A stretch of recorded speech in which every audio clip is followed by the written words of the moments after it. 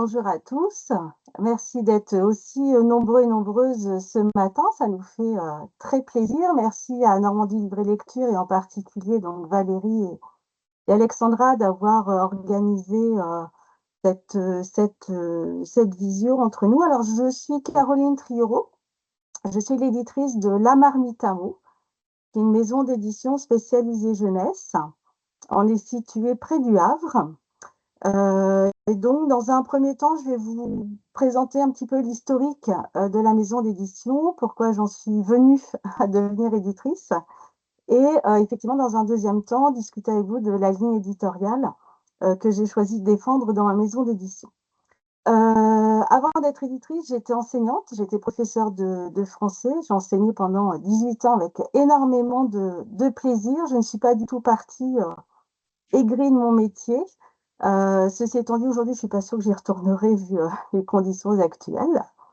Et petit à petit, en fait, j'ai découvert la littérature jeunesse, puisqu'évidemment, vous imaginez, pendant les études universitaires, c'est pas du tout ce qu'on vous enseigne. Donc, j'ai découvert auprès de mes élèves la littérature jeunesse, qui m'a passionnée. Voilà, j'ai trouvé qu'il y avait, ça méritait vraiment le nom de littérature. Et je trouvais que c'était un moyen d'accès vers la littérature classique absolument formidable.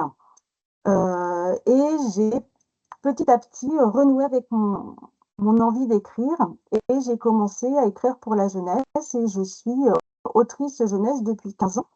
J'ai été éditée dans 3 maisons d'édition et j'ai autant écrit de l'album que du documentaire, que du roman. Donc j'ai la chance de ne pas avoir une étiquette en plus en tant qu'autrice. Donc c'est quand même très enrichissant. J'ai été aussi directrice de collection aux éditions Bélis, qui était une maison d'édition en Normandie. Et voilà, et ça a semé la petite graine, on va dire, dans ma tête. Et j'ai eu envie, moi aussi, à mon tour, de faire voyager des histoires que j'avais envie de faire passer, notamment voilà, à mes élèves. Et donc, j'ai créé la Marmite à mots en juin 2015. Alors, Marmite, c'est un petit clin d'œil à mes enfants parce que je suis très mauvaise cuisinière, en fait, je dois vous l'avouer. Picard est mon meilleur ami. Et donc, bah voilà, j'ai tenté la cuisine avec les mots et je pense que je suis un peu meilleure qu'avec les brocolis. Et puis, il y avait le côté un petit peu magique, un petit peu festif aussi du repas, de la cuisine partagée. Et c'est la valeur essentielle pour moi, le livre, c'est un partage. J'ai démissionné de l'éducation nationale en 2019, mais j'ai eu la chance de pouvoir intervenir en tant qu'enseignante vacataire à l'IUT Infocom métier du livre au Havre. Et j'ai aussi fait quelques interventions en Master 2 à Nanterre notamment. Et cette année est une année particulière puisque nous fêtons donc nos 10 ans. Et je peux vous assurer qu'on n'est toujours pas sérieux quand on a 10 ans. Si on parle un peu plus de la Marmite à mots, donc ça a été un vrai défi parce que dès le départ, j'ai souhaité avoir une diffusion déléguée. Donc je suis diffusée, distribuée par la Cédis Pollen. Et je maintiens un rythme de parution de 10 à 12 ouvrages par an. Ce qui fait qu'aujourd'hui, nous avons un catalogue qui est riche de 120 titres, 9 collections qui vont donc des 2 ans à 17 ans. Je collabore avec 32 auteurs et 25 illustrateurs. Ils ne sont pas tous de Normandie. Voilà, c'est aussi la joie d'avoir Internet et de pouvoir travailler avec des gens qui sont loin de vous. Et depuis un an aussi, je fais de la cession de droits avec une agente de cession et nous avons notamment 3 titres qui ont été cédés dans les droits en 2025, dont je viens de recevoir l'album turc, voilà, Le Glacé. Donc, c'est aussi une grande joie de pouvoir voyager à l'international. Je suis aussi la cofondatrice et la présidente actuelle de la Fabricolie, qui est l'association des éditeurs en Normandie. C'est une association qu'on a créée en 2021 et dont les objectifs sont de valoriser la qualité éditoriale des éditeurs en Normandie et de défendre la voie de l'indépendance. Et donc Jeanne, que vous avez rencontrée tout à l'heure, et Marguerite font partie des éditeurs de la Fabrique aux livres. Et depuis 2 ans, je suis aussi la vice-présidente de la Fédération nationale de l'édition indépendante, qui est, comment dire, euh, le miroir du SNE, mais en version édition indépendante. Et j'ai aussi le plaisir d'être élue au conseil d'administration de Normandie Livre et Lecture depuis quelques années, puisque je tiens à dire, et elles le savent, que si j'en suis aussi aujourd'hui à pouvoir être éditrice à temps plein, c'est parce que j'ai été accompagnée par Sophie à mes débuts et Valérie ensuite, et que je tisse des partenariats avec Alexandra. Donc c'est vrai que le soutien de l'Agence du livre est extrêmement important, je trouve, quand on est quand on crée sa maison d'édition. Maintenant, c'est vrai. Moi, si on parle un peu donc de la ligne éditoriale, vous allez retrouver dans la Marmite à mots les défauts de mes qualités professionnelles, si je peux le présenter comme ça. C'est-à-dire qu'évidemment, il y a une très grosse influence de mon expérience en tant qu'enseignante, professeure de français. Donc, la ligne éditoriale de la Marmite qui fait que je choisis les textes en fonction de cet axe, c'est lire en s'amusant, grandir en lisant tous ensemble. Et j'ai oublié de vous mettre, voilà, le petit PowerPoint. Est-ce que tout le monde le voit bien?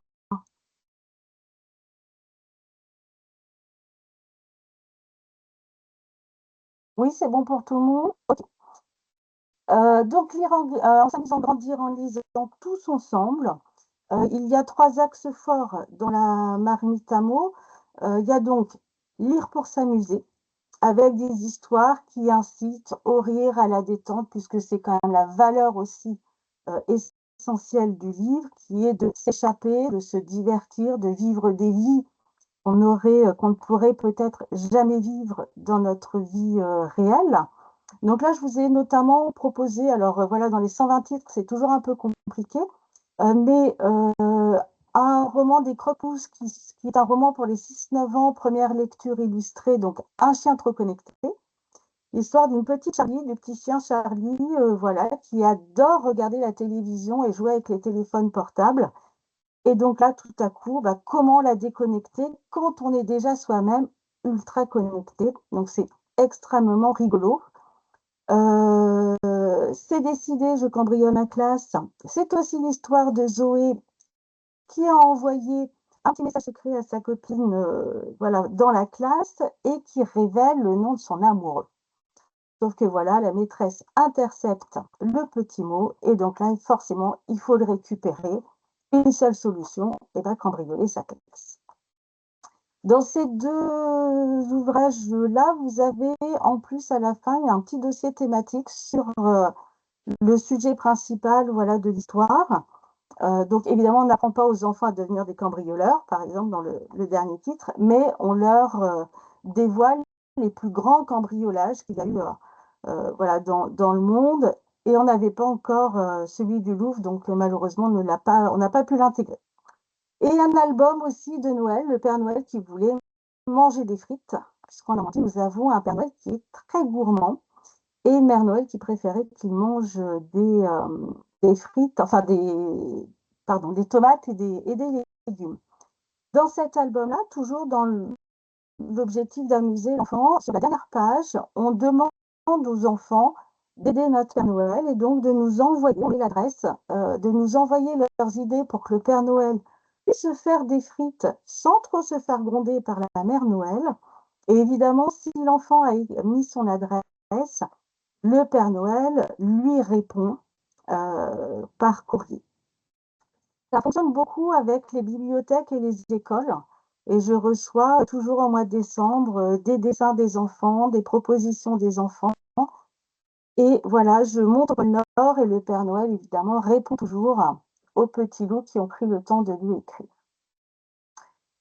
Nous avons aussi, dans le deuxième axe, lire pour grandir.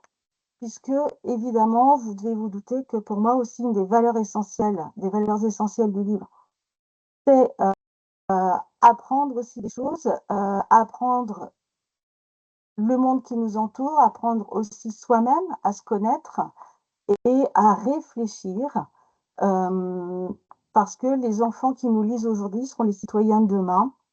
Et pour moi, le livre est la voie aussi de leur liberté en tant que citoyen, en tant qu'être humain. Donc on présente des ouvrages où vous avez alors des jeux de mots qui côtoient des références littéraires. Vous avez aussi voilà, des thématiques qui les amènent à réfléchir sur l'actualité ou sur eux-mêmes. Donc dans la sélection, une des dernières sorties qui a été d'ailleurs soutenue par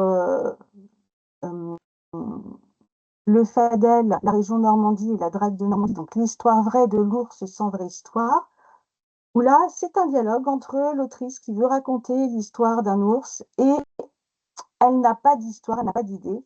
Et donc l'ours va intervenir au fur et à mesure de ces questions. Donc c'est tout un ouvrage sur justement la création littéraire, comment on crée un personnage, comment on crée une histoire, comment on choisit un nom. Et pareil, à la fin, on propose à l'enfant de nous envoyer ses idées pour aider l'autrice à trouver une vraie histoire à cet ours.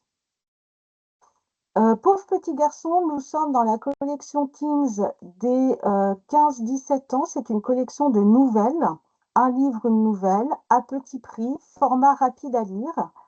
Et là, nous avons fait l'achat de droit auprès de Robert Laffont pour Pauvre petit garçon de Dino Buzzati. Je pense que vous devez connaître. Fait partie du recueil du Quin.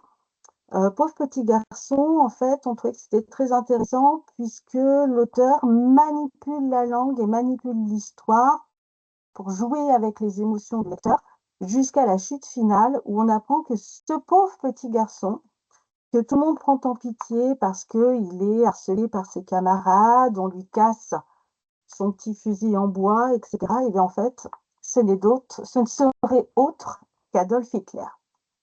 Donc c'est pour montrer comment aussi on peut manipuler avec les mots, avec le langage, les émotions des lecteurs et leur faire croire des choses qui ne sont pas vraies. J'ai particulièrement aimé étudier cette nouvelle quand j'avais des élèves de quatrième, parce que vraiment, de voir leur tête sur la dernière ligne du texte, c'était vraiment très, très intéressant et très pertinent de leur faire travailler voilà, sur le pouvoir des mots, qui est parfois aussi un pouvoir manipulateur dans le mauvais sens du terme. Le dernier album que je vous ai sélectionné, c'est Frères du Monde.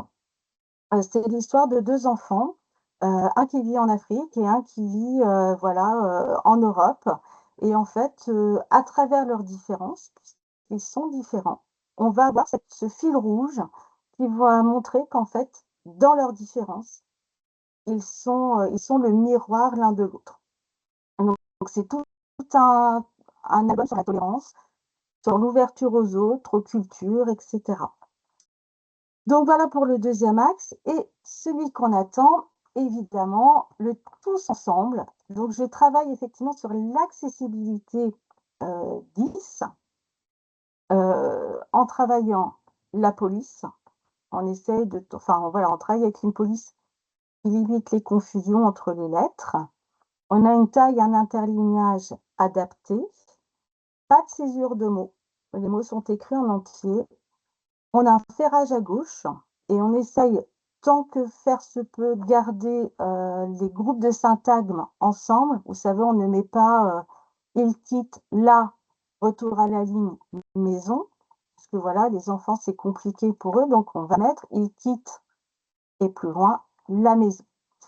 Vous avez aussi une version audio qui est gratuite. Donc là, vous voyez, il y a un QR code pour chaque chapitre et l'enfant voilà, va arriver sur YouTube pour entendre la version audio du chapitre 1.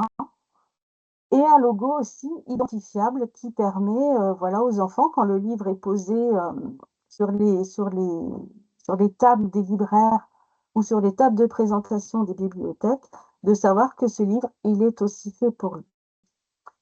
Je ne vais pas dans l'adaptation. Vous allez voir qu'il y a d'autres présentations qui vont être plus pointues sur l'adaptation 10, avec des ponts, avec des couleurs.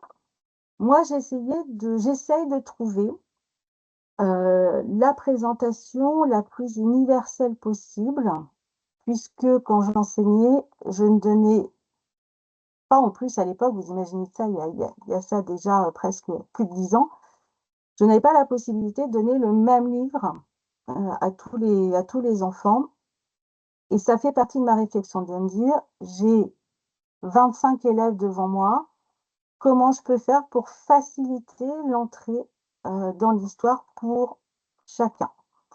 Donc, on a tenu en, on a pris en considération certaines aides aux troubles 10, mais effectivement pas tous. Et comme je dis, quand la dyslexie est très avancée, à ce moment-là, j'encourage d'aller effectivement vers une adaptation plus pointue, plus précise, pour répondre aux besoins des enfants.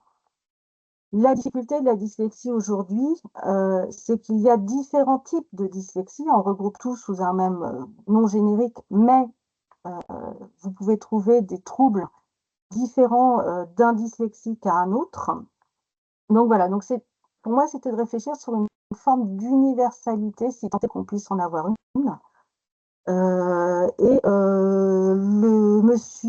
Le docteur Boitou, qui est neurologue à Rouen, voilà, m'a fortement inspiré et travaillé justement avec moi pour essayer de trouver une version la plus accessible possible pour chacun. Donc, je vous ai mis un petit exemple, hein, voilà, où vous voyez le chapitre 1 de C'est décidé, je cambriole ma classe. Chaque livre aujourd'hui est travaillé dans cette optique-là. L'année 2026 sera consacrée aussi à la formation pour des IPUB 3 nativement accessibles. Pour nous retrouver, nous avons un site, donc lamarmitamo.com, où vous allez retrouver tout le catalogue. Vous pouvez suivre nos actualités sur Facebook et Instagram. Et si vous souhaitez, voilà, me contacter directement, ce sera avec grand plaisir. Donc, vous allez, je pense qu'on va vous envoyer après les présentations en PDF.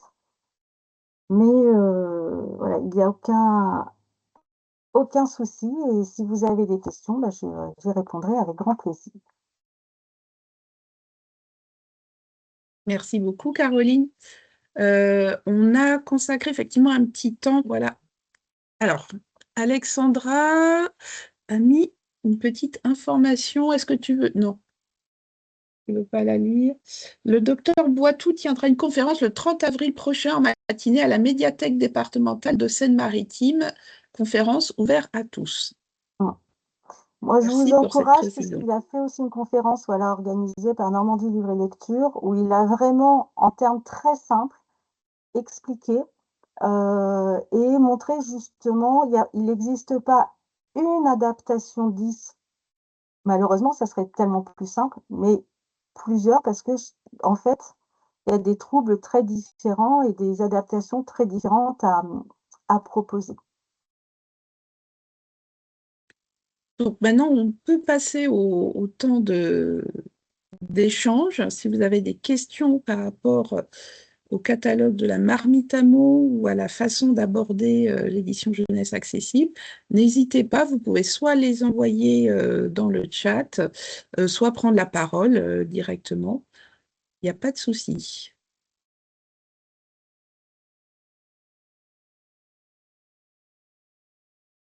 Alors, je ne vois pas de réaction pour l'instant. Après, vous pouvez aussi garder vos questions pour tout à l'heure s'il y en a une qui vous vient en cours de route, hein. Ouais.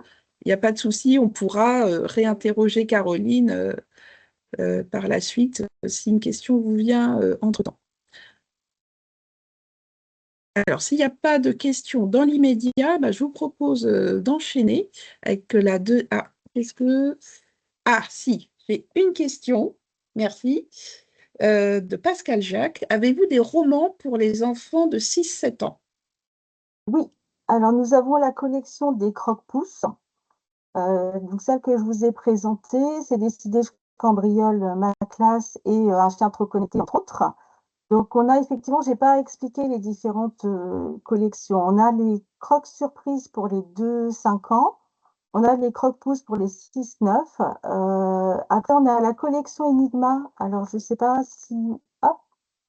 C'est une collection un peu particulière parce qu'en plus, j'ai coécrit certains passages avec justement des élèves qui sont en difficulté par rapport à la lecture et à l'écriture.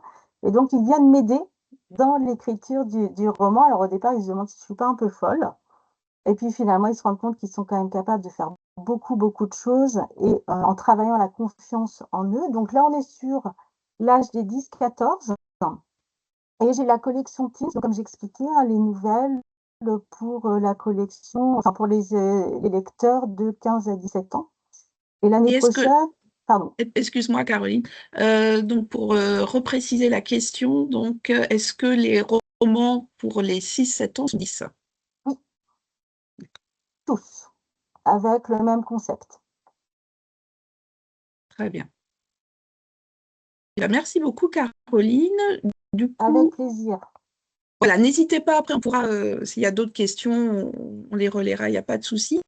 On va enchaîner maintenant avec la deuxième maison d'édition, S-Active, représentée par Marguerite Soudet. Donc Marguerite, je te laisse la parole. Bonjour, vous me voyez? Vous Oui, voyez très bien, l'écran? on t'envoie, on t'entend. Et vous voyez le fond d'écran? Ok. Alors bonjour à tous. Donc je me présente, Marguerite Soudet. Donc je dirige la maison d'édition S-Active, qui est une maison généraliste normande située à Pavilly, c'est près de Pantin, près de Rouen-Seine-Maritime.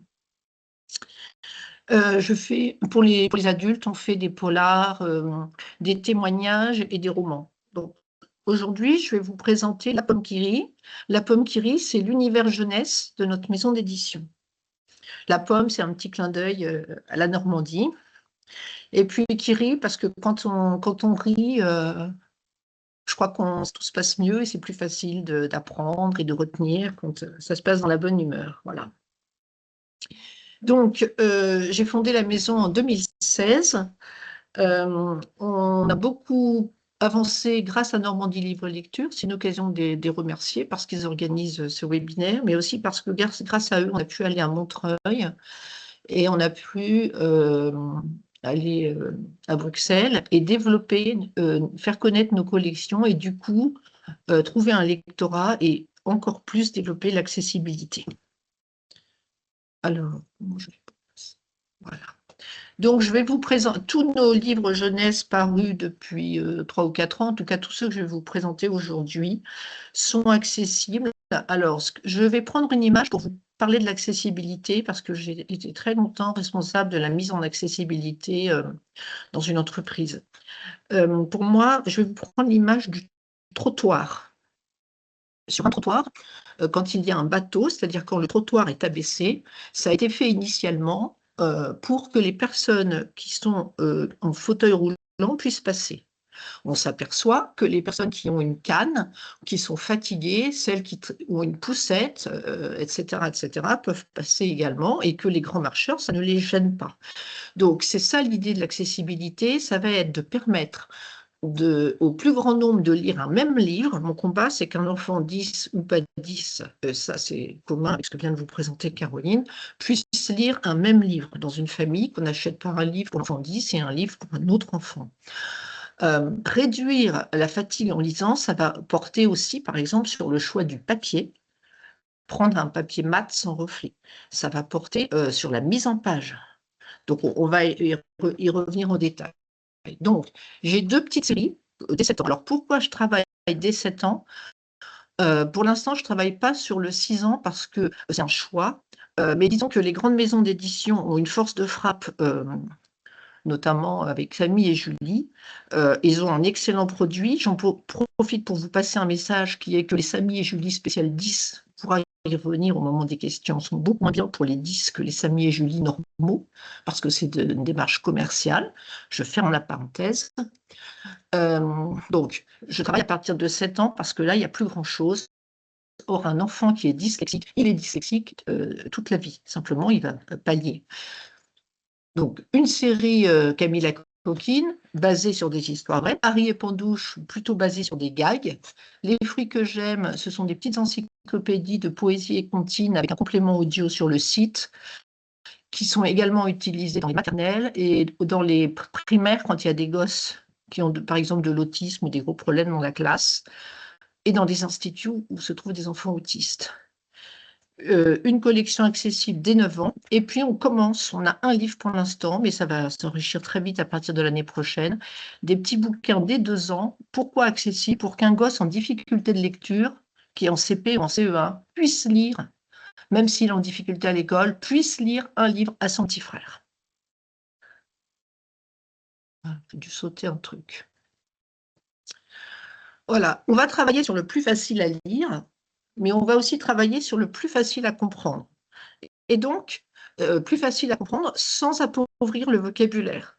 Parce qu'on a eu beaucoup de retours de maîtres aussi disant que le problème avec les livres faciles, il fallait quand même que le vocabulaire ne soit pas indigent. Donc, on travaille sur la richesse du vocabulaire, je vais y revenir. Voilà.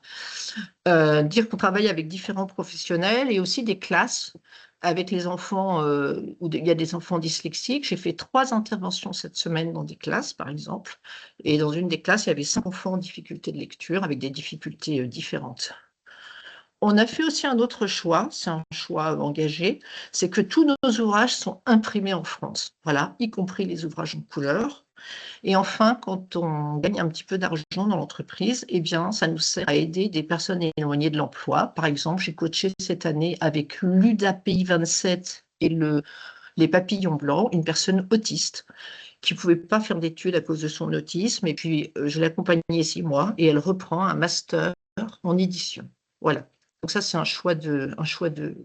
c'est un engagement.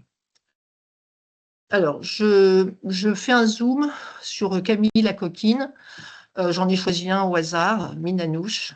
Donc, je vous ai mis la couverture à gauche. J'en profite pour dire que la plupart de mes livres sont... Alors, j'ai des auteurs de toute la France et même de l'étranger, mais travailler pour l'accessibilité, pour nous, ça implique les auteurs et ça implique les illustrateurs. Et c'est pour ça qu'on travaille sur des séries. Parce que, par exemple, on va éviter la voix passive dans le texte. Ce n'est pas que la mise en page du texte. On va faire attention à ce que le vocabulaire soit soutenu. Là, vous voyez un texte aligné à gauche. Je ne sais pas si vous voyez bien le texte. Alors, vous voyez, le texte est aligné à gauche. C'est très, très important. Ça permet d'avoir un intervalle constant entre les mots. Double interligne, bon, Caroline en a parlé. Lettres muettes grisées. Attention, c'est souvent uniquement dans les collections de 6 ans. Nous, on le fait jusqu'à 9 ans, les lettres muettes grisées. On n'a pas le temps de rentrer en détail, mais tant qu'un enfant parle pour lire ou remue les lèvres, c'est-à-dire qu'il imagine qu'il entend pour comprendre, on a besoin des lettres muettes grisées. Qu'est-ce qu'on dit? On chasse également la voix passive, ça je l'ai dit. Pas de retour en arrière dans l'histoire, c'est très important et ça a des conséquences sur l'auteur. Donc, c'est pour ça que je peux pas... je fais des séries. Qu'est-ce que j'ai encore oublié de vous dire? Je ne vais pas vous présenter les histoires en détail, je vais plus insister sur l'accessibilité parce que les histoires, sur mon site, vous pouvez lire les résumés et lire les 10 premières pages de chaque bouquin. Hop. Alors, très important, mettre au début des livres, c'est pas grand-chose, hein, mais mettre un trombinoscope. Pourquoi? Parce qu'il y a, pour différentes raisons, pour les 10, j'ai oublié un truc. J'ai oublié de vous dire sur cette page que vous voyez que le mot effervescence est défini dans le texte. Pourquoi? Parce que les enfants qui ont du mal à lire, quelle que soit leur difficulté, s'ils doivent aller chercher la définition en bas de page ou à la fin du livre, ils vont perdre leur page ou perdre leur ligne. Et les grands lecteurs, on s'aperçoit que les parents de grands lecteurs plébiscitent nos collections parce que, parce que les grands lecteurs ont tellement hâte de lire la suite de l'histoire qu'ils ne vont pas chercher le dictionnaire. Voilà. Voilà. Hop. Donc, les mots difficiles sont définis ou nouveaux parce qu'on tient un vocabulaire riche et d'ailleurs l'éducation nationale s'aperçoit que le vocabulaire s'appauvrit et demande, enfin là on est avec des médiathécaires mais je pense que c'est aussi votre souci, demande à ce que le vocabulaire soit de plus en plus riche. Et en fin de bouquin, vous retrouvez tous les mots qui ont été définis dans le livre. Ça permet aux adultes, aux pédagogues de reprendre, ou aux parents, par exemple, avec les enfants, une fois qu'ils ont terminé un livre. Le trombinoscope, oui, je disais, c'est pour tous ceux qui ont du mal à se projeter, qui ont du mal à comprendre, qui ont besoin d'être canalisés. Alors, voilà, on n'a pas beaucoup de temps pour l'expliquer. Ça ne gêne pas les grands lecteurs, mais c'est vraiment important pour tout un tas de profils différents, notamment certains types de dyslexiques, certains types de TDAH, et puis tous ceux qui reprennent le bouquin plusieurs fois parce qu'ils vont et qui se perdent dans les personnages, par exemple. Bon, voilà, on a 3 bouquins, dont un qui est recommandé par l'Éducation nationale pour le projet phare. Il faut savoir que la série Camille et la coquine, ce sont des histoires vraies. Donc, c'est une gamine qui n'aime pas ranger sa chambre. Au milieu, c'est une histoire d'un petit gamin, d'une petite gamine qui change d'école en janvier pour le harcèlement. À droite, celui de droite, elle a du mal à choisir ses habits le matin avant de partir à l'école. Et je reviens sur celui-là. C'est la Madeleine de Proust. Elle va tous les ans en vacances chez sa mamie. C'est le bonheur tout simple. Donc voilà, ce sont vraiment des histoires de tous les jours extrêmement tendres. Hop. Alors, Harry et Pandouche. Là, on travaille sur autre chose. On n'est plus du tout dans des histoires d'inspiration biographique. On est sur des trucs drôles, du gag, des personnages qui n'existent pas. On va insérer des définitions de mots, mais également, par exemple, ici, vous voyez, ce n'est pas de la tarte. La définition est insérée. Vous avez des enfants extrêmement brillants intellectuellement, mais qui ne comprennent pas le sens figuré. Et je me souviens et aussi les gosses d'origine étrangère ou de milieux très pauvres au niveau du vocabulaire. Je me souviens d'un étudiant qui m'a dit, j'arrive devant un accident, je demande qu'est-ce qui se passe, on me dit, quelqu'un est tombé dans les pommes. Je regarde partout autour de moi, je dis, mais il n'y a pas de pommes, c'est pas possible. Voilà. Et là, je passe pour un con, me dit-il. Voilà. Et là, ça a été un déclic, et en rediscutant avec des enseignants, on a décidé que donner une chance à l'école à tous les enfants, c'est aussi leur donner les codes, leur donner nos expressions. Vous pouvez avoir, il y a énormément de gosses qui sont les premiers de la classe, donc là on n'est pas sur la dyslexie, je suis désolée, j'ouvre en même temps. On est sur certains profils troubles de l'autisme qui comprennent tout au sens premier. Il y a aussi certains TDAH, mais on ne va pas rentrer dans les détails. À la limite, ce qu'il faut retenir, c'est que certains enfants qui comprennent tout au pied de la lettre, c'est une grande aide pour eux, et il se trouve que de définir nos expressions, nos images, et il faut retenir également que c'est une grande aide pour tous les gosses d'origine étrangère, tous les allophones. Et du coup, quand on est arrivé à Bruxelles, nos bouquins nous ont été arrachés par des groupes de FLE et aussi par des réfugiés. Et on n'avait jamais vendu autant de livres. On est une toute petite maison d'édition et vraiment, on était dévalisés. Hop. Donc, toujours le même principe, donc je ne vais pas insister. Mais vous voyez, je vous ai mis le trombinoscope et un extrait du glossaire. Alors, sur celui-ci, on a travaillé sur toutes les expressions liées à la cuisine. Alors là, on n'est pas dans la marmite de Caroline, mais on est sur des expressions culinaires. C'est pas de la tarte, ça sent le roussi, compter pour du beurre. Et sincèrement, quand on ne connaît pas l'expression, on ne peut pas comprendre. Là, je vous montre que dans Harry et Pandouche, en fait, on sort un titre par an, parce que pour l'instant, on ne peut vraiment pas faire plus, et que comme on met les lettres muettes grisées jusqu'à 9 ans, nos bouquins sont... Il y a beaucoup de textes dans nos livres, hein, c'est très riche en textes. Alors, une autre particularité de Harry et Pandouche que je n'ai pas écrit sur le support, c'est que ce sont des romans BD. Vous avez une page de texte face à une page de BD. Et alors, pourquoi je vous dis ça ? C'est parce qu'il y a des gamins qui ne lisent que des BD ou des mangas, et donc le but, c'était de les amener à la littérature. Et ces gosses-là, ils vont passer par Harry et Pandouche. Ce sont des bouquins qui font 3 à 4 000 mots, donc c'est assez c'est copieux, mais un côté BD, un côté texte, c'est un plus. Enfin, c'est différent. En fait, on a 2 collections très complémentaires pour la même tranche d'âge.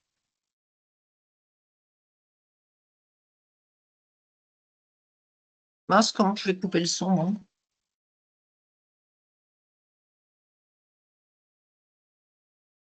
Attendez, je vais y arriver, mais il faut que je coupe le son. Voilà. Donc, je suis désolée. Donc, la collection Les fruits que j'aime, on a 2 albums. Ce sont des petites encyclopédies, une sur les fruits et l'autre sur une sur les fruits et l'autre sur les animaux. Pour chaque fruit ou chaque animal, vous avez alors toujours mise en page adaptée, papier, etc., etc. Et vous avez un complet, ça a été enregistré en studio en 2 versions, une version chantée et une version instrumentale. C'est utilisé donc dans des établissements avec des autistes, c'est utilisé dans des classes de CP ou certaines grandes sections. Par contre, dans les médiathèques, sauf erreur de ma part, ils ne le prennent pas trop parce que c'est un bouquin ovni. Mais moi, je tenais quand même à vous le présenter parce que quand vous avez un jour, ça m'est arrivé 2 fois, des parents d'autistes qui viennent vous voir en vous disant notre fils qui était non-verbal s'est mis à parler en chantant, avec une de vos chansons, et ben, vous avez les larmes aux yeux. Voilà. Donc c'est une caisse à outils, en fait, les fruits que j'aime et les animaux que j'aime. C'est une caisse à outils. Il y a des partitions parce que certains adultes, parents ou accompagnateurs font un petit peu de guitare ou de piano ou que sais-je, mais il n'est absolument pas nécessaire de connaître la musique puisque vous avez les enregistrements qui sont téléchargeables gratuitement sur notre site. Voilà. Est-ce que j'ai tout dit? Oui, je pense. Hop. Alors, nos lecteurs grandissent et on nous demandait d'adapter pour plus grand.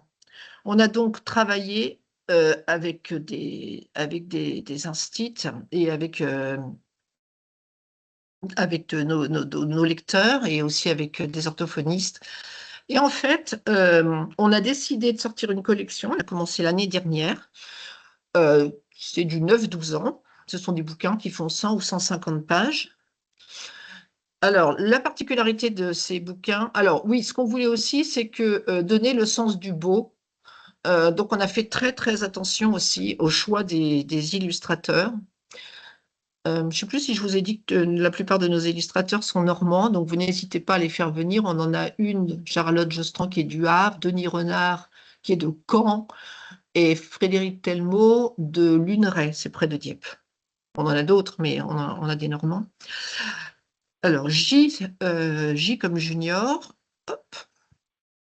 Alors, dans le trombinoscope, on met un petit peu plus de texte en mettant le nom du personnage en gras, parce que certains enfants vont d'abord aller voir le mot en caractère gras, mais on en met donc un petit peu plus.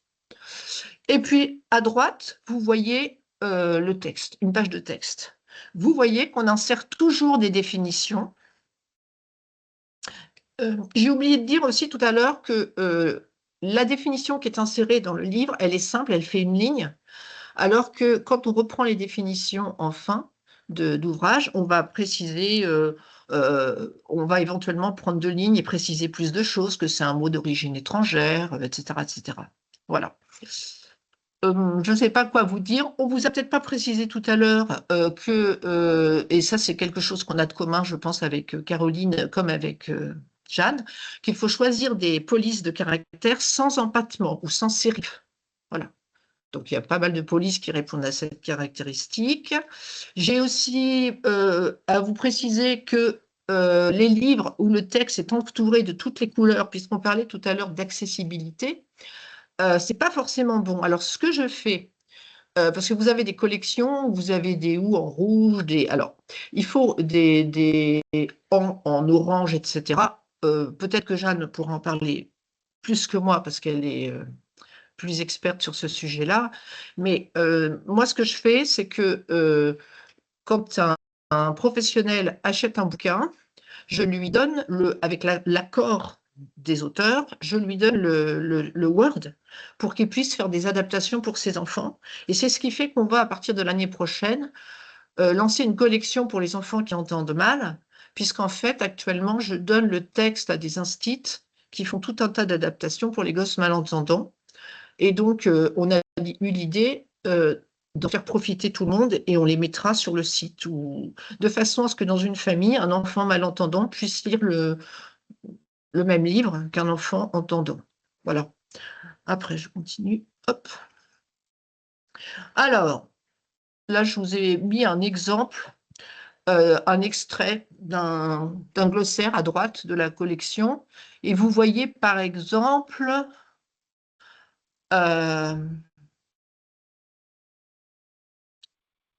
J'ai vu en termes d'origine. Par exemple, bluffer, c'est un terme d'origine américaine. Bon, mais les gens ne le savent peut-être pas. Et puis, ça vous donne une idée du langage. Ça vous permet de voir un petit peu le niveau de langage de nos bouquins. Parce que le but, c'est vraiment de faire attention à transmettre notre belle langue avec toute sa richesse. À gauche, je vous ai mis un extrait d'un livre de collection J où on explique qu'on choisit des juniors dans nos livres 9-12 ans pour qu'ils s'identifient, c'est pour favoriser la motivation. Bon, taille et forme de lettres, on vous en a parlé. Oui, c'est une taille 16 minimum. Crénage, en gros, on va travailler notamment pour les lettres italiques. On va travailler sur l'espace entre les lettres, de façon à ce que des lettres italiques, ce sont des lettres où le haut d'une lettre arrive, en exagérant, hein, au-dessus du bas de la lettre suivante. Pour certaines formes de dyslexie, c'est particulièrement gênant parce qu'on peut voir les lettres se superposer. Et donc, on va élargir en fait l'intervalle entre les lettres. Voilà. Un autre truc très important, il ne faut absolument pas mélanger les illustrations et le texte, ni faire sur une même page des mots de toutes les tailles, d'utiliser différentes tailles de police, parce que pour qu'un lecteur puisse acquérir des automatismes, il faut essayer qu'il y ait une régularité. L'espace constant entre les mots à gauche, c'est pour ça. Ça permet, si vous voulez, c'est un petit peu comme quand vous marchez. Si vous marchez sur un trottoir où il y a des trous, des bosses ou des crottes de chiens, vous êtes obligé de regarder vos pieds et du coup, vous ne regardez pas le paysage ou vous ne pouvez pas observer ce qu'on vous demande d'observer. Je suis désolée parce que moi-même, j'ai des particularité, ce qui fait que je ne m'exprime pas toujours bien et pas synthétiquement. Pourquoi je vous ai dit ça? Je ne sais plus.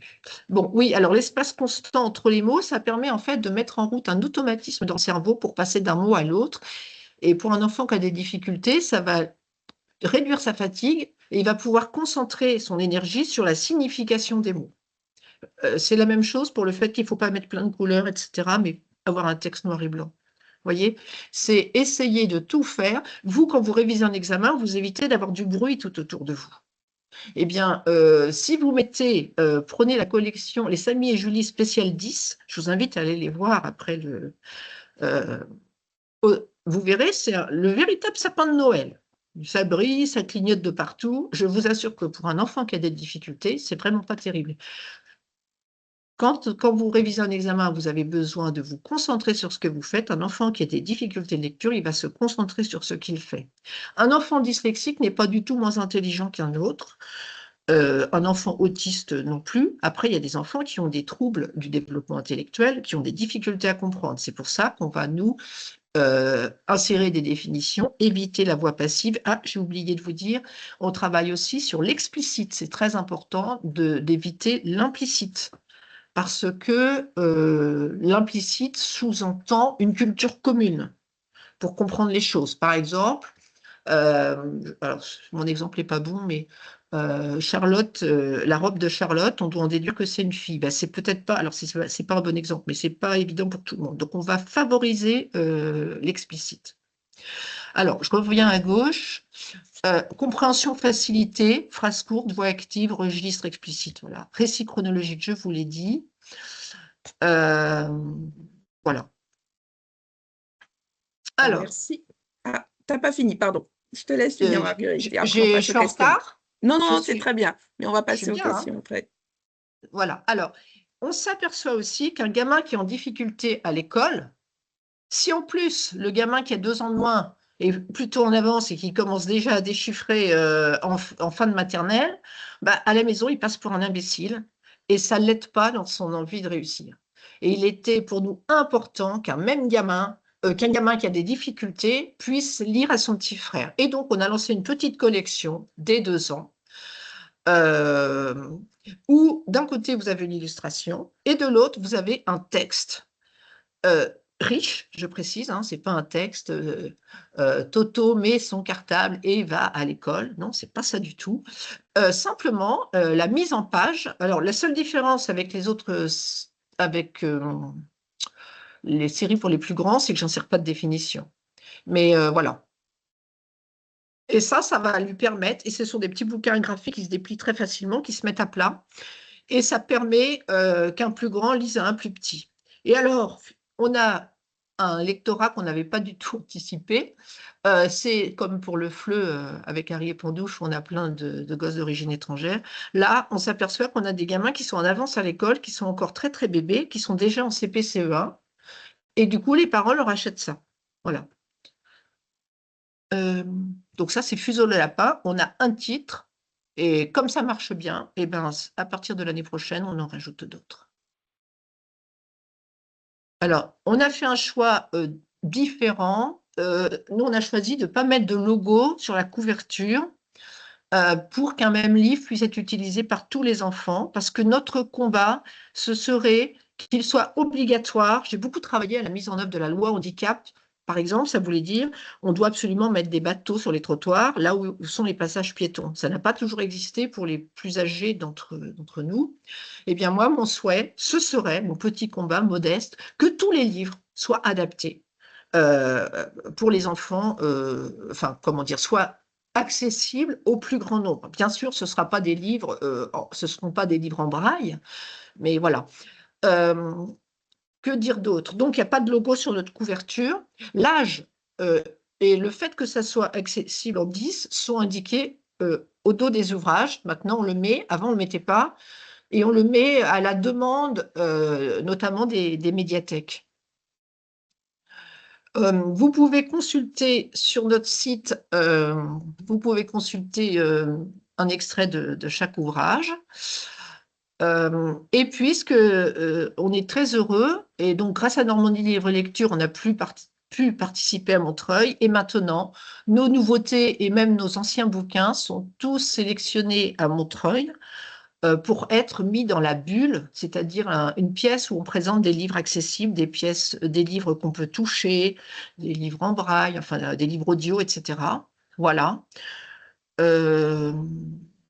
Je ne sais pas si j'ai oublié de vous dire des choses, mais Non, mais c'est déjà très complet, Marguerite. Merci beaucoup. Il y a voilà. peut-être des questions qu'on Voilà, je suis prête à émergé. répondre. N'hésitez pas à poser donc les questions dans le chat. Vous pouvez aussi prendre directement la parole si vous le souhaitez.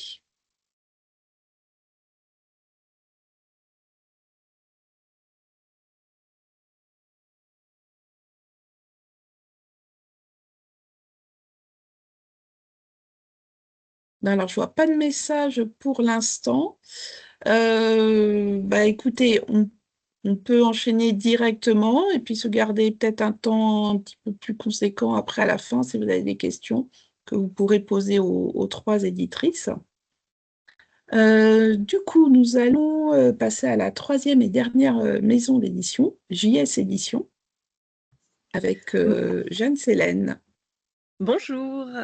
Alors, merci d'être tous présents et puis merci à Normandie Livre et Lecture pour l'organisation de ce webinaire. Alors, je vais partager mon écran. Hop. Hop. Donc, moi, je suis Jeanne Célène, donc je suis l'éditrice de JS Édition. Est-ce que vous voyez Pour l'instant, non. Oui, j'ai pas l'impression qu'il a validé. Hop. Il valide pas.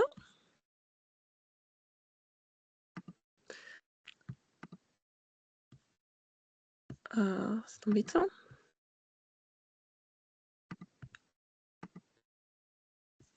Voilà, ça devrait être bon. Voilà, oui, ça y est. Super. Bon, super. Donc voilà, donc moi je suis effectivement Jeanne Célène, l'éditrice de JS Édition. Donc moi j'ai un parcours un peu particulier puisque de base et de formation, je suis orthophoniste. Donc forcément, lorsque j'ai décidé de me lancer dans l'édition, mon passé d'orthophoniste a beaucoup joué et effectivement ça m'a donné, on va dire, l'envie et puis de façon tout à fait logique, je me suis tournée vers une façon de présenter mes ouvrages qui allait pouvoir être intéressante pour les personnes qui avaient soit handicap, soit qui avaient des difficultés de lecture ou ce genre de choses. Donc, chez JS Éditions, nous, notre petite particularité, c'est qu'on ne publie que des ouvrages dans lesquels les personnages vont être au moins en partie issus d'une communauté minorisée, mais sans que ce soit le thème du livre, simplement pour le droit d'exister dans la fiction.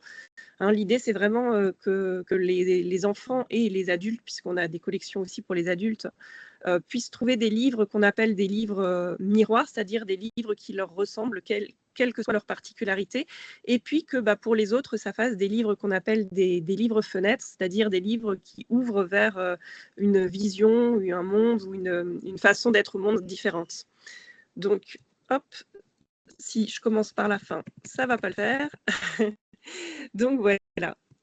Donc, nous, on a tout un tas d'ouvrages qui sont accessibles pour les personnes qui sont 10.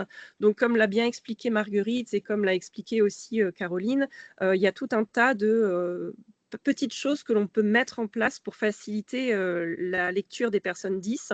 Donc, comme elles l'ont bien expliqué, il y a plusieurs manières d'être dyslexique, c'est-à-dire qu'il n'y a pas qu'une seule dyslexie, il y a plusieurs dyslexies parce qu'il y a plusieurs voies de lecture.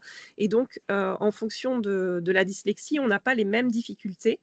Mais il y a malgré tout quelques consensus qui existent au niveau scientifique, c'est-à-dire que, par exemple, c'est un consensus scientifique que les polices d'écriture sans sérif sont davantage déchiffrées et davantage lues que les polices avec sérif. Donc, on n'a pas de consensus scientifique sur une police particulière sans sérif qui serait supérieure aux autres, mais ce que l'on sait, c'est que voilà, le sans sérif, là, pour le coup, est supérieur. Nous, chez JS Éditions, on a fait le choix d'utiliser Accessible DFA, qui est une police d'écriture sans sérif qui a été conçue exprès pour l'accessibilité et qui a la particularité de limiter pour certaines personnes les confusions visuelles. Elle a une autre particularité que je trouve intéressante, par exemple par rapport à Open Dyslexic, c'est que Open Dyslexic va avoir tendance à gêner les bons lecteurs. Certains bons lecteurs, en tout cas, vont avoir tendance à être gênés par Open Dyslexic, là où Accessible DFA ne va pas les déranger, ou beaucoup plus rarement. Donc, c'est pour ça qu'on a fait le choix d'utiliser cette police d'écriture. On a aussi donc fait attention à privilégier un grand interligne, un fond crème au niveau du papier. Comme l'expliquait Marguerite, le confort de lecture est meilleur et il va y avoir aussi le fait que c'est un papier qui n'a pas forcément de reflet et l'alignement à gauche pour que l'écart entre les mots soit toujours le même. Et puis effectivement, Marguerite l'a aussi précisé, ou Caroline, je ne sais plus, qu'on essaye tant que faire se peut de découper les phrases en unités de sens, c'est-à-dire qu'on va éviter de séparer un déterminant de son nom, on va essayer de faire en sorte qu'ils soient ensemble pour que lorsque la personne lit, l'évocation mentale puisse être plus facile en fait. Si la personne lit le, puis doit avoir un petit temps pour avoir la suite au niveau de l'évocation mentale, ça va être plus difficile. Si par exemple on lit tout de suite le bébé, eh bien tout de suite on a une image mentale qui peut se créer ou un contenu mental qui peut se créer si la personne n'évoque pas avec des images. Au niveau des ouvrages que l'on a qui sont avec ce type d'adaptation, on a beaucoup de choses différentes, c'est-à-dire l'idée aussi de JS Éditions, c'était de proposer pas forcément un seul format ou pour une seule tranche d'âge, mais de proposer des ouvrages un petit peu pour tout le monde. Donc, par exemple, on a Les Aventures d'Oxygène, qui est un roman pour les 8-10 ans, qui va avoir ce type d'accessibilité. On a aussi Le Bébé d'un jour, qui est un roman court pour les 8-12 ans, qui est un roman avec un contenu linguistique riche et assez complexe, là où Les Aventures d'Oxygène va avoir un contenu linguistique un peu plus simple, voilà, pour aussi permettre d'avoir des ouvrages un peu exigeants, mais qui vont être plus faciles à déchiffrer grâce à la mise en page. Ensuite, notre particularité chez JS Éditions, c'est qu'on a envie aussi qu'en grandissant, les personnes dyslexiques puissent trouver des ouvrages qui leur ressemblent.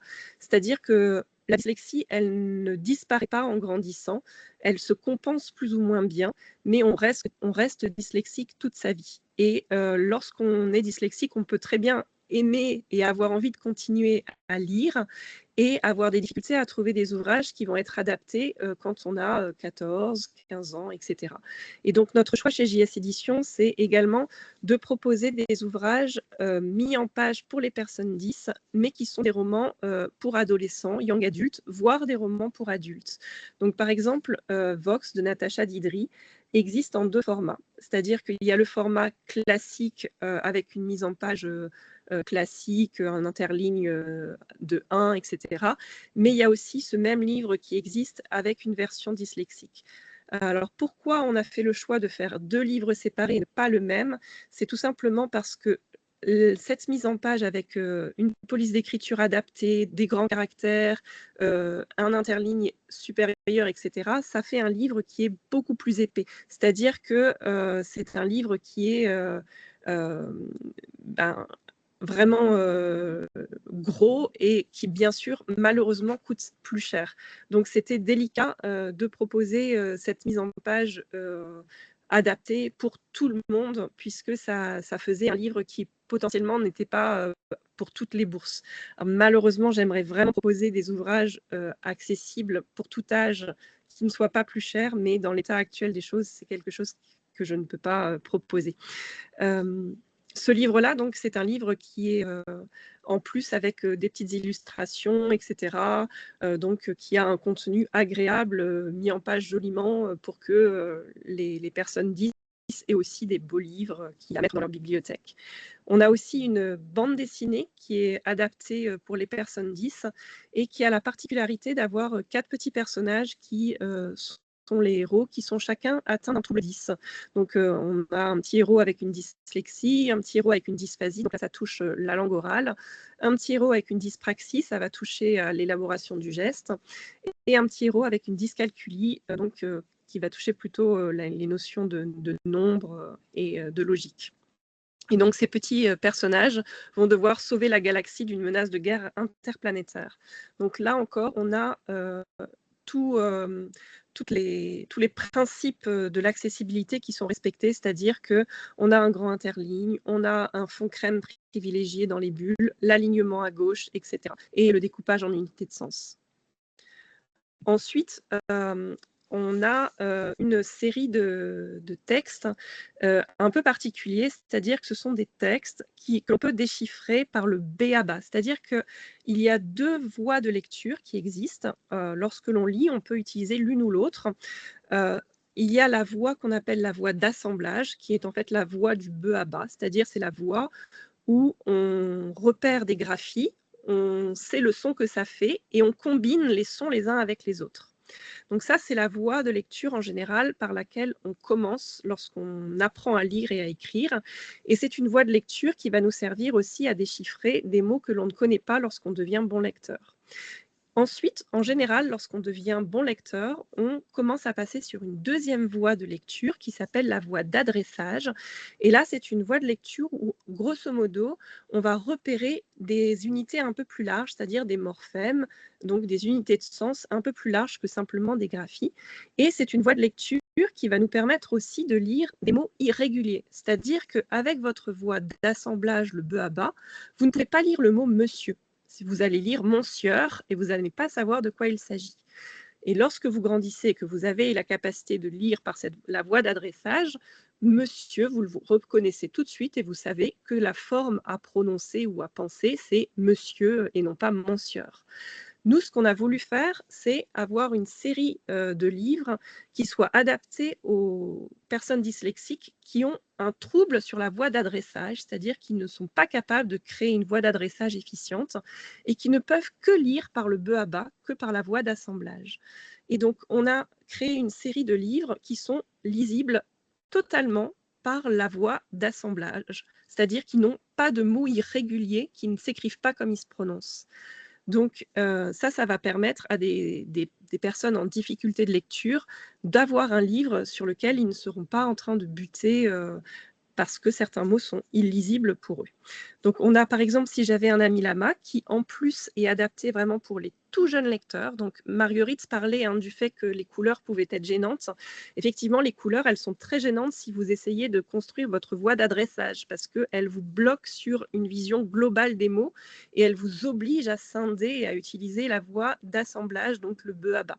Par contre, quand vous êtes tout jeune lecteur et que vous commencez à déchiffrer, pour certaines personnes, ça va être très aidant d'avoir des couleurs. Alors, pas 50, mais d'avoir quelques couleurs pour repérer les unités qui vont ensemble. Donc là, dans Si j'avais un ami lama, c'est un livre première lecture qui est fait avec des textes très courts et les couleurs, en fait, sont les sons voyelles en rouge, les sons consonnes en bleu et les lettres muettes en gris. Les liaisons sont indiquées également. Et donc ça va être vraiment très facilitant pour ceux qui sont en train de débuter leur apprentissage de la voie d'assemblage, donc leur apprentissage du B à bas, et qui ont encore besoin qu'on les aide à montrer quelles sont les unités qui vont ensemble. Par exemple, que si j'ai un O qui s'écrit A et U, ça va être de la même couleur et ça va m'aider à savoir que je dois les lire ensemble et pas lire AU, mais lire O. Donc ça peut être intéressant. Ensuite, donc j'ai Léon et le hérisson, qui est un premier roman, donc vraiment avec un format avec des mini-chapitres, etc. Et donc là, à nouveau, on n'a aucun mot irrégulier, les lettres muettes sont indiquées et les liaisons également sont indiquées. On n'a plus l'aide des couleurs parce que là, normalement, c'est un premier roman qui se lit quand on n'a plus besoin de cette aide des couleurs. Donc, sur un format donc petit roman. Et ensuite, on va avoir un escape book qui est conçu donc de la même manière, avec aucun mot irrégulier, les lettres muettes indiquées. Et donc là, c'est un escape book, c'est-à-dire que vous avez 8 énigmes à résoudre pour aider une petite fille à retrouver son chien qui a disparu. Donc c'est un livre-jeu où on va naviguer d'une page à l'autre pour résoudre les énigmes et retrouver ce petit chien qui a disparu. Et donc, toujours aucun mot irrégulier. Donc l'escape book, on le conseille entre 6 et 9 ans pour les enfants. Le premier roman, on va être sur du 6-8 et Si j'avais un ami lama, ça va être vraiment pour ou les tout jeunes lecteurs ou les personnes en très grande difficulté d'apprentissage de lecture. C'est un livre qui en plus se base sur des petits jeux de mots, donc c'est pas du tout un livre qui va être enfantin et donner l'impression de quelque chose de puéril et qui donc peut être utilisé avec des enfants un petit peu plus grands que des enfants de 6 ans. Ensuite, pour adapter au maximum nos titres pour un public le plus large possible, on a aussi des ouvrages qui sont disponibles en version audio. C'est-à-dire que Les Aventures d'Oxygène, le roman, est disponible en version audio lu par une comédienne. Et nous avons 2 livres jeunesse, Oscar le Crocodile Rouge et Le Grand Projet, qui ont une version audio qui est disponible en fait via un QR code pour Oscar le Crocodile Rouge et via une clé USB pour Le Grand Projet. Et donc, ça permet à des enfants qui ne sont pas lecteurs de pouvoir avoir accès au sens du livre ou à des parents qui sont difficilement lecteurs de pouvoir raconter une histoire, enfin, écouter une histoire avec leurs enfants. Comme Marguerite l'expliquait, on a fait le choix aussi que tous nos livres pour les moins de 6 ans soient écrits avec la police accessible DFA et soient mis en page pour les personnes dyslexiques pour que des parents dyslexiques ou des grands frères, grandes sœurs dyslexiques puissent lire les livres à leurs enfants ou petits frères, petites sœurs. Ensuite, pour une adaptation maximale, on a, grâce notamment au FADEL et à la région Normandie, pu créer le Grand Projet dans 3 formats. C'est-à-dire qu'on a la mise en page donc, qui est prévue pour les personnes 10 pour que le livre soit lisible par des parents 10 ou des grands frères, grandes sœurs 10. On a également, donc, comme je le disais tout à l'heure, le format audio lu par une comédienne pour les personnes qui ne seraient pas du tout lecteurs ou pour les personnes qui seraient déficients visuels. Et on a également, pour ce livre-là, une traduction filmée en langue des signes française pour que ce livre soit accessible aussi aux personnes sourdes qui n'ont pas forcément le français comme langue maternelle et qui peuvent être en difficulté avec le français, que ce soit le français oral ou le français écrit, et qui vont avoir besoin de l'aide de la langue des signes française pour accéder à l'histoire et au sens. Et ça peut être utilisé aussi pour les personnes qui apprennent la langue des signes française et qui vont avoir eh bien, une histoire à écouter, entre guillemets, regarder en langue des signes française. Donc, ce livre-là sera suivi d'un autre livre par le même auteurice et la même illustratrice, qui s'appelle Les Grandes Questions et qui sera, je l'espère, aussi disponible dans les 3 formats.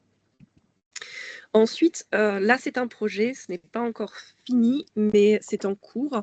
Je suis en train de préparer une traduction en facile à lire et à comprendre pour ce livre de Vox de Natacha Didri, qui est donc une lecture pour adolescents et adolescentes. Et je voulais que cette lecture soit aussi disponible pour les personnes qui vont avoir, par exemple, des difficultés cognitives assez importantes et pour lesquelles un texte français classique, un peu complexe, sera trop complexe et qui ont besoin d'une adaptation avec des phrases simplifiées, etc. Et l'idée, c'était aussi que ces personnes puissent avoir le même contenu que leurs amis, c'est-à-dire qu'ils vont pouvoir lire la même histoire et en échanger aussi avec eux qu'est-ce que tu as pensé de ce livre-là et quand il s'est passé ça, etc.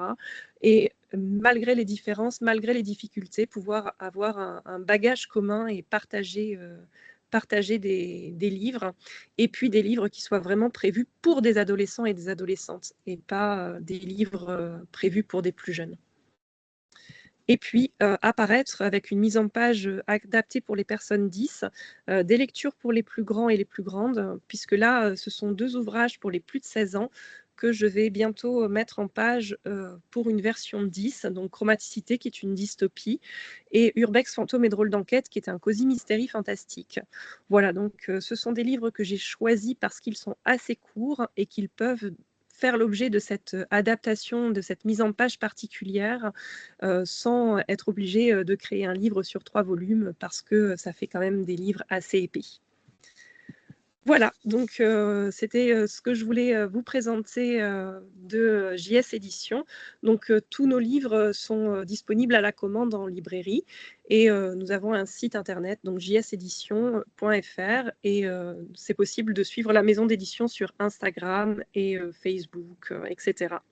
Je vous remercie de votre attention. Merci beaucoup, Jeanne. Effectivement, on a eu des petits problèmes de connexion. Alors, je sais que c'est assez... Alors, non, mais en fait, on t'a entendu, mais c'est vrai que l'image était un petit peu floue. Donc, en fait, ce qu'on va faire avec Alexandra, c'est transmettre vos présentations aux participants. Comme ça, Je voilà, pense que c'est ma connexion oui, c'est ta de connexion. campagnarde. Je sais pour faire plusieurs visios avec toi que c'est souvent récurrent, et là c'est déjà bien que ça n'est pas coupé, tout simplement. Donc voilà, mais effectivement il y a certains détails qu'on n'a peut-être pas bien vus, notamment des couvertures, mais on va transmettre toutes vos présentations voilà, après le webinaire. Donc eh ben, écoutez, s'il y a des questions pour Jeanne, n'hésitez pas à les mettre dans le chat ou à prendre la parole directement. Si vous voulez prendre la parole, ben c'est très simple, hein, vous ouvrez votre micro, vous dites de quel établissement ou, voilà, vous êtes, et puis vous posez votre question directement. Alors ça peut être pour Jeanne, ou ça peut être aussi pour la marmite à eau ou S-Active qu'on a vu précédemment, si vous avez... si vous venez de penser à une question que vous avez oublié de l'aborder tout à l'heure. Voilà, on dit présentation très complète. C'est vrai que c'était très complet, hein, je reconnais, mais ça n'empêche, on peut peut-être échanger un petit peu. Alors là, c'est Alexandra qui pourra plus nous dire sur les collections que vous avez actuellement au sein de vos établissements, ou si vous en avez, si vous n'en avez pas. Ça peut être aussi un lieu d'échange si vous avez des informations à partager avec vos confrères et consoeurs. Alors oui, il y a quelqu'un qui lève la main. Céline Bivelle. Alors normalement, vous pouvez actionner votre micro. Si ce n'est pas le cas, je vais demander à Alexandra. Donc, ah, formidable. Oui, c'est bon, ça marche. Mm. Oui, bonjour. Merci pour ces 3 présentations qui, effectivement, qui étaient très complètes. Moi, ce que je trouvais intéressant, en fait, par rapport, effectivement, à des maisons d'édition qui se développent, qui font tout ce travail avec un petit peu leur empreinte, hein, d'une certaine façon, ça permet aussi de diversifier l'offre auprès des publics. Vous avez évoqué le fait qu'effectivement, on ne peut pas faire toutes les adaptations pour toutes les formes de troubles. Ce qui est intéressant, c'est qu'effectivement, en tout cas en bibliothèque, dans les fonds, d'avoir cette diversité de propositions permet aux enfants aussi de trouver en fonction de leurs besoins, et eux, souvent, ils identifient bien voilà, des livres qui peuvent leur correspondre à eux. Voilà. Parce qu'effectivement, vous parliez des livres syllabiques, des livres avec les ponts, des livres qui ont des repères visuospatiaux. Bah, effectivement, on voit bien que toutes les éditions ne l'ont pas, mais en tout cas, la diversité de propositions permet qu'un maximum d'enfants puissent accéder à du livre en fonction des besoins qu'il peut rencontrer. Voilà ce que je voulais dire. Merci. Merci beaucoup. D'autres réactions? Effectivement, je relaye le message d'Alexandra Guérou, hein, donc, qui est Alphone. N'hésitez pas à réagir sur les collections que vous proposez au sein de vos établissements. Oui, bonjour. Ah oui, Je vois le message de Pascal, je réagis un petit peu aussi. On a des collections 10 depuis quelques années là dans la médiathèque qu'on a signalisées. On a fait un petit peu de communication auprès des orthophonistes, auprès des parents. Voilà. On sent qu'il y a une demande quand les enfants sont en apprentissage de lecture ou là pour des enfants de 6-8 ans, oui, on va avoir de la demande.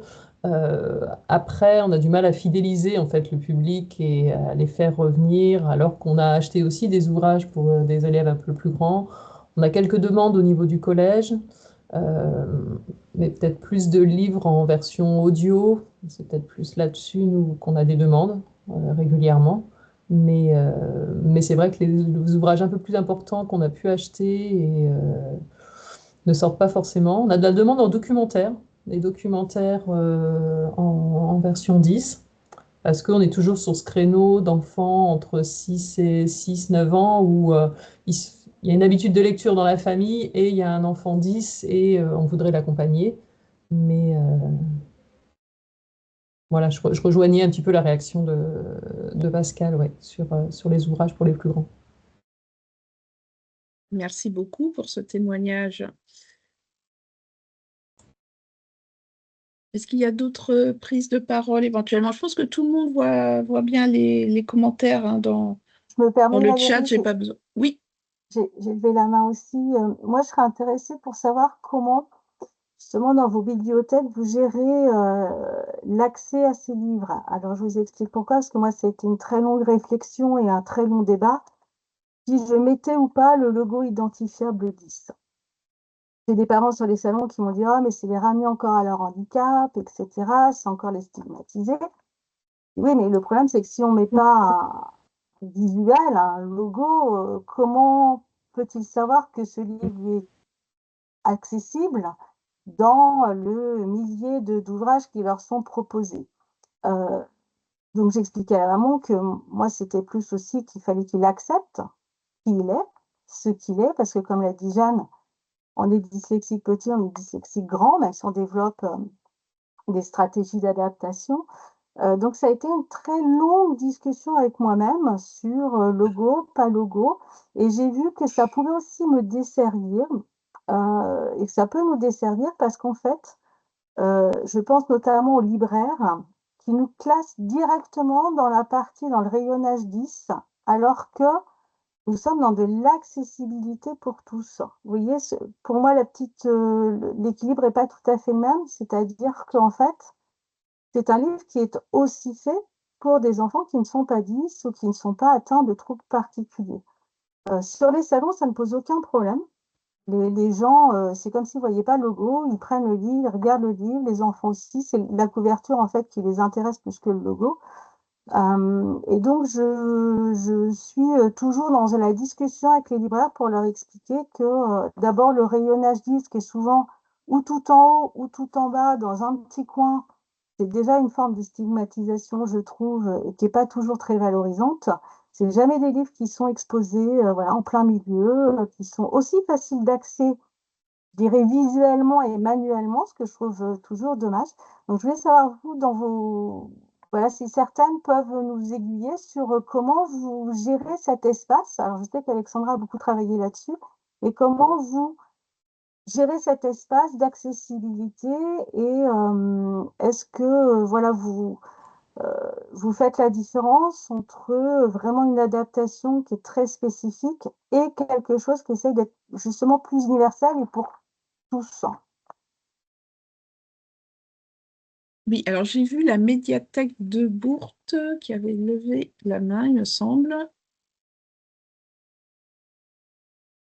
N'hésitez pas à prendre la parole, hein. Encore 9 minutes.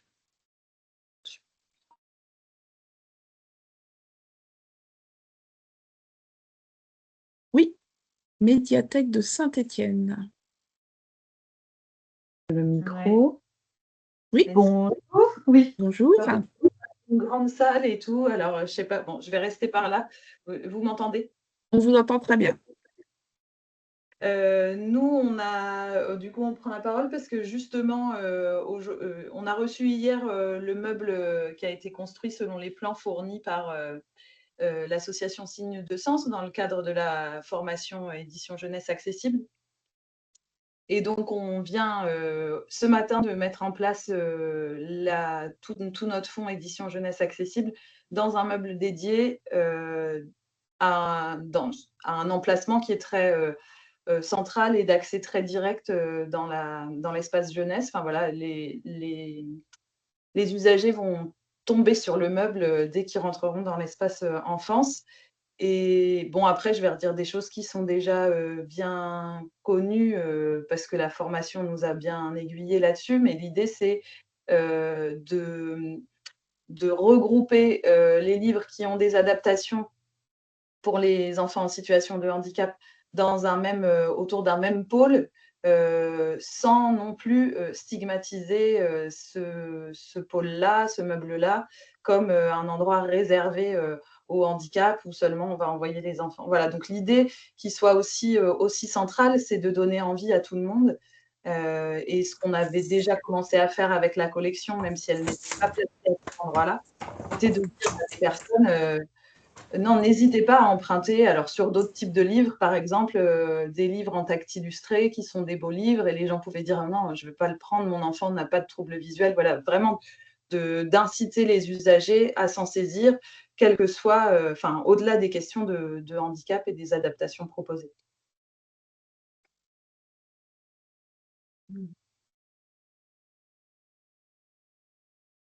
Merci beaucoup. C'est vrai que je rejoins ce que disait Marguerite tout à l'heure. C'est encore des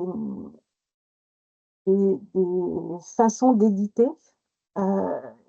qui sont encore méconnues et qu'il faut accompagner voilà, en expliquant au lecteur, à l'enfant qui vient, aux parents qui viennent, pourquoi c'est comme ça et ce qu'on cherche à faire.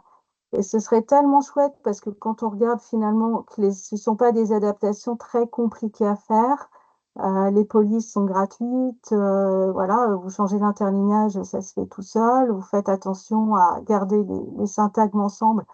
Voilà, il y a rien de très compliqué, c'est quand même très dommage que les grandes maisons d'édition, que ça ne devienne pas en tout cas comment dire, plus utilisé que ça. Et c'est dommage. Après, c'est vrai que notre difficulté, Jeanne l'a dit, c'est qu'on risque de se retrouver avec des livres extrêmement épais et c'est compliqué aussi de figer, et non dans l'édition imprimée, de figer une forme en particulier.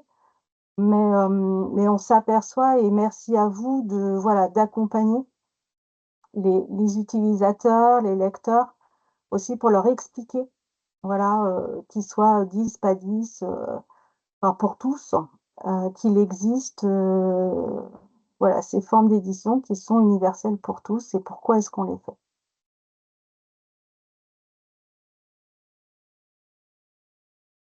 J'en profite pour dire que il m'arrive d'aller dans des bibliothèques ou dans des médiathèques et aussi dans des écoles, ça je l'ai dit, mais pour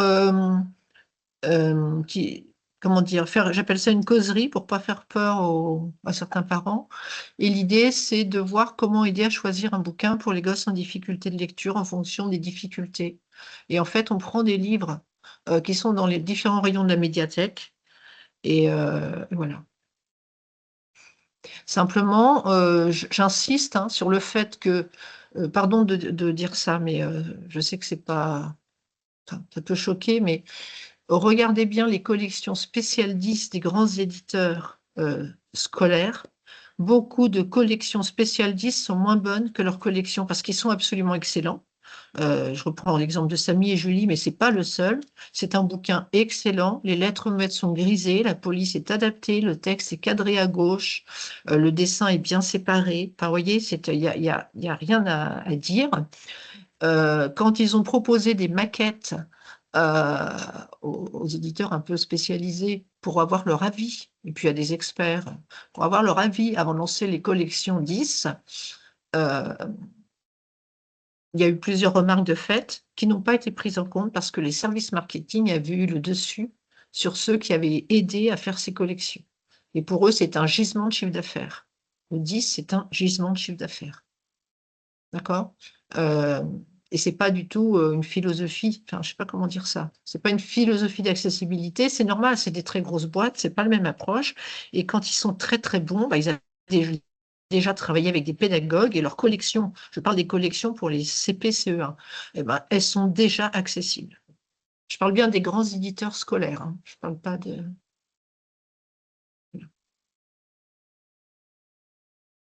Alors, je vois deux mains encore levées de mon côté. Alors, je ne sais pas qui a levé la main le premier. Je vous invite, voilà, il nous reste 3 minutes, donc je vous invite à prendre la parole si vous avez une question à poser. Allez-y. Oui, Sophie, ton micro, je te vois, mais ton micro est fermé.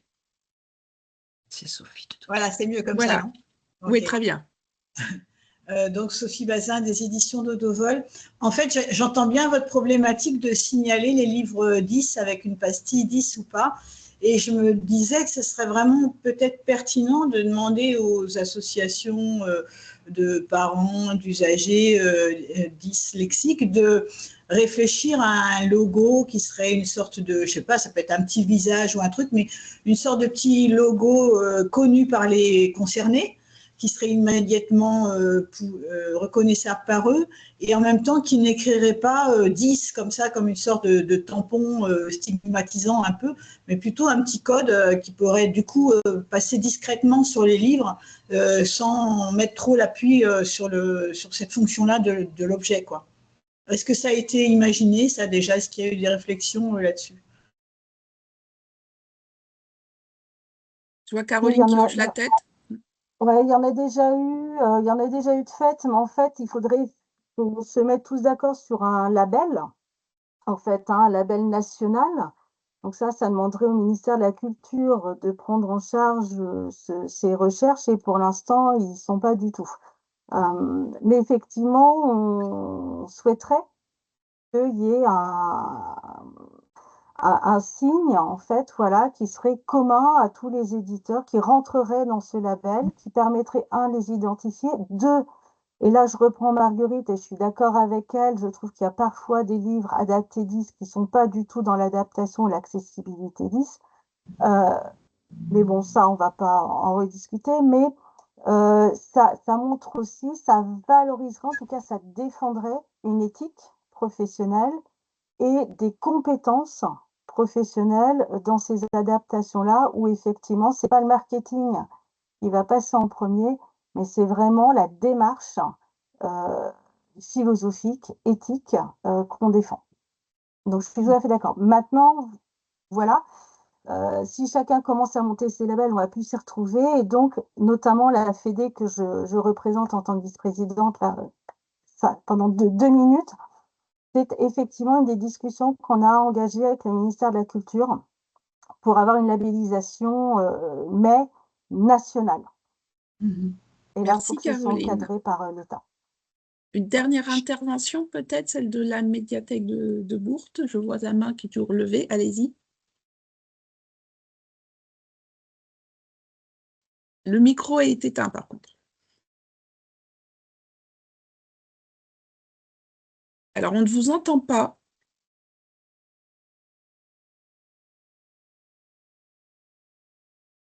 On ne vous entend pas. Désolée, et c'est peut-être par le chat.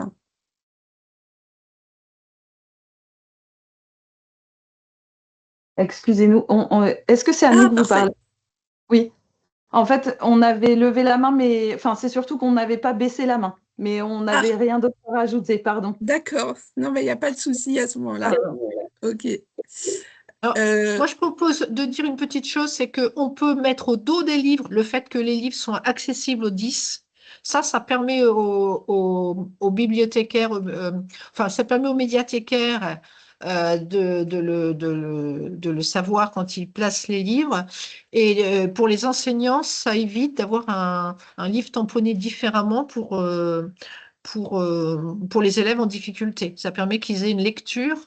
Ils ont des livres, moi ils m'en achètent une quinzaine en fait, et puis ils font, je sais pas comment ils font. Enfin, ils travaillent en classe avec des bouquins et ils souhaitent qu'il n'y ait pas il y en a qui souhaitent qu'il n'y ait pas le tampon pour pas discriminer. Donc moi je le marque au dos maintenant.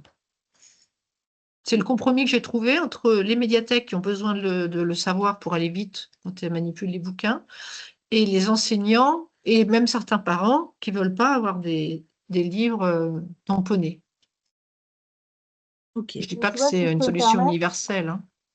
Tu le mets derrière, mais il faut déjà que l'enfant il ait la démarche de prendre le livre et de regarder derrière. Oui, mais c'est pas pareil. C'est pas Non, pareil. non, mais c'est vraiment. Il y a aussi le une code discussion qui est très ISBN, il y a intéressante. aussi le prix, enfin, il y a tout ça derrière. C'est pas un gros tampon, je le mets en texte. Je mets accessible, machin, voilà. Je mets ça en texte, comme je mets imprimé en France et le code ISBN. Enfin, vous voyez, c'est dans un tas d'infos techniques. C'est une particularité. OK, merci Marguerite pour ces précisions. Eh bien, s'il n'y a pas d'autres mains levées ni de questions dans le chat, on va pouvoir clore ce premier webinaire. Donc, c'est un cycle qu'on entame avec Alexandra. On va vous en proposer 2 autres au premier semestre et puis un autre à l'automne prochain. Donc, c'est un rendez-vous régulier. On espère que vous serez aussi nombreux à suivre les prochains qui seront aussi thématisés. Vous dire encore qu'on a les livres dont vous parlez, Caroline, Marguerite et Jeanne, dans nos locaux à Caen et à Rouen. Donc, si vous voulez venir les consulter, vraiment, n'hésitez pas, envoyez-nous un petit mail ou passez-nous un petit coup de fil, voilà, pour être sûr, voilà, qu'on sera là pour vous accueillir et vous les présenter. Mais en tout cas, c'est tout à fait possible aussi de venir les consulter. Et donc, on va vous transmettre les présentations des 3 maisons d'édition aussi dans la journée ou les prochains jours. Voilà, ben, merci beaucoup, merci à tous. Et puis, très bonne fin de journée et à bientôt. Au revoir, bonne journée. Au revoir.